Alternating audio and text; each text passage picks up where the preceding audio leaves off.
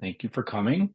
So I entitled this mini retreat Bliss Before Thought, and I thought we might consider that notion a little bit. And it's possible. Maybe you've considered this before. I think a lot of people have not um, thought about that. Saying there's bliss before thought is different than saying there's bliss when thoughts go away. Sometimes they seem to go away, but as you probably discovered, that is a losing proposition to get them good to go away permanently. Um, but one natural, kind of unadulterated state of the mind is these moments of no thought that precede all our regular thoughts, or you could say it also in between all the thoughts we notice, there's something else going on, and that thing has an inherent blissful nature.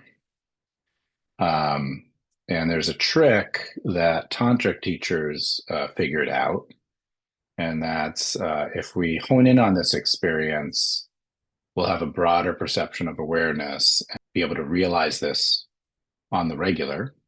And we become closer to what in yoga they call our true selves, which is really understanding yourself. So another way to say all that is it's hard to understand yourself if you're always concentrating on your thoughts. That's another way. That's probably the simplest way to look at it. So my first yoga teacher, Swami Satchidananda, was always quoted saying, "Bliss is your birthright." And I really love that because it points out that it's not just for some people, like some advanced meditation people, get the bliss before thought, and the rest of us have to suffer.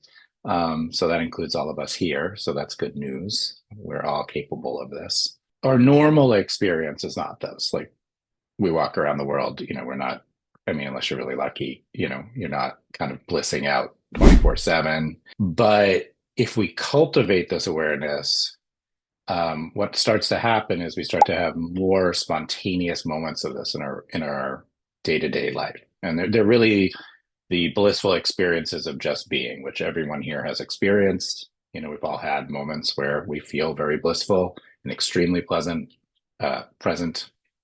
And sometimes those moments just come. Sometimes they're spurred along by an experience we have, babies, puppies, falling in love, ocean, all the greatest hits of awesomeness in the world. Sorry, cats too, for you cat people. So these things happen, but our job as practitioners is to train the mind so that they happen more. And in some of the traditions that I've studied, they're really concerned with our ability to notice these things when they're easy to notice. So you could look at yourself and say, if you're going to be critical, which you don't have to be, but you could look at yourself and say, I'm not the kind of person who grabs the bliss every time it's available, but I would like to be. So that's where I'm at. I would like to be. And so that's why we practice, because the mind gets more entrained on to doing this.